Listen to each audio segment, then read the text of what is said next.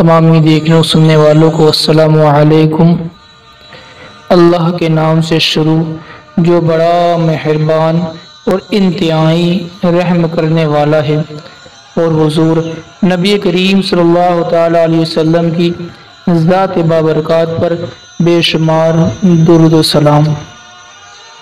حضرت سیدنا علی کے ولادت کے متعلق پیش گوئی۔ شیخ مفید رحمۃ اللہ تعالی علیہ بیان کرتے ہیں، یمن میں ایک زاہد رہتا تھا جو ہر وقت عبادت اور ریاضت میں مشغول رہتا تھا۔ اس زاہد کا نام مشرم بن وعیب تھا، اور یہ زاہد یمن کے نام سے مشہور تھا۔ اس کی عمر 190 سال کی تھی، اور یہ اکثر اوقات یہ دعا کرتا رہتا تھا، اے اللہ اپنے حرم سے کسی بزرگ کو بھیج تاکہ میں اس کی زیارت سے مشرف ہو سکوں۔ شیخ مفید رحمۃ اللہ تعالی علیہ فرماتے ہیں، اس زاہد کی دعا قبول ہو گئی اور جناب ابو طالب تجارت کی غرض سے یمن پہنچے۔ اس زاہد سے ملاقات ہوئی۔ زاہد نے جب آپ کو دیکھا تو انتہائی تعظیم سے پیش آیا اور پوچھا، آپ کہاں کے رہنے والے ہیں؟ جناب ابو طالب نے کہا، میں تہامہ کا رہنے والا ہوں۔ اس نے پوچھا، کون سے تہامہ؟ جناب ابو طالب نے جواب دیا کہ مکہ مکرمہ۔ زاہد نے پوچھا کہ تمہارا تعلق کس قبیلے سے ہے؟ جناب ابو طالب نے جواب دیا کہ میرا تعلق بنی ہاشم بن عبد مناف سے ہے۔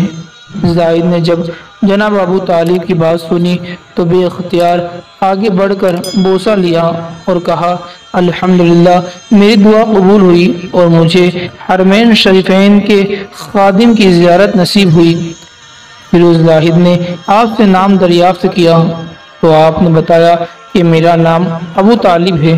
زاہد نے پوچھا کہ آپ کے والد کا نام کیا ہے؟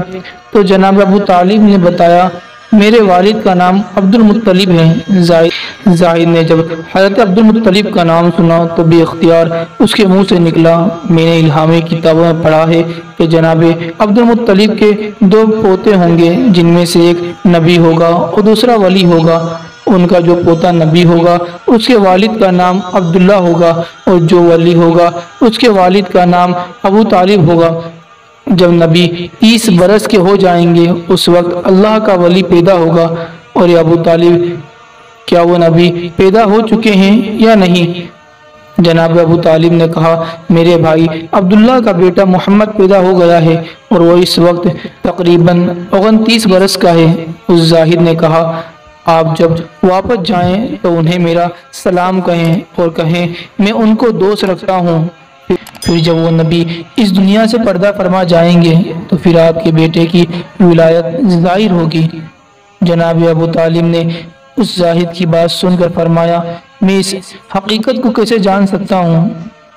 اس زاہد نے کہا، آپ وہ چیز چاہتے ہیں جس سے میری سچائی کا علم ہو۔ جناب ابو طالب نے ایک سوکھے درخت کی جانب اشارہ کرتے ہوئے فرمایا، مجھے اس درخت سے تازہ انار چاہیے۔ اس زاہد نے دعا کے لیے ہاتھ اٹھائے اور بارگاہ خداوندی میں عرض کی، اے اللہ میں نے نبی اور ولی کی تعریف کی، اس کے صدقے میں مجھے تازہ انار عطا فرما۔ چنانچہ دیکھتے ہی دیکھتے وہ درخت ہرا بھرا ہو گیا اور اس میں تازہ انار پک گئے۔ جناب ابو طالب نے وہ انار کھایا اور اس عابد کا شکریہ ادا کرتے ہوئے واپس مکہ مکرمہ روانہ ہو گئے۔ ناظرین، ہماری آج کی ویڈیو آپ کو کیسی لگی؟ ہمیں کمنٹ میں اپنی رائے ضرور دیں، اور ویڈیو اچھی لگی ہو تو ویڈیو کو لائک ضرور کریں، اور حضرت سیدنا علی کے سیرت کے متعلق اور زیادہ معلومات کے لیے نیچے ریڈ بٹن پر دبا کر ہمارے چینل کو سبسکرائب ضرور کر لیں۔ انشاءاللہ تعالیٰ پھر ملیں گے ایک نئی ویڈیو کے ساتھ، تب تک کے لیے اللہ حافظ، فی امان اللہ۔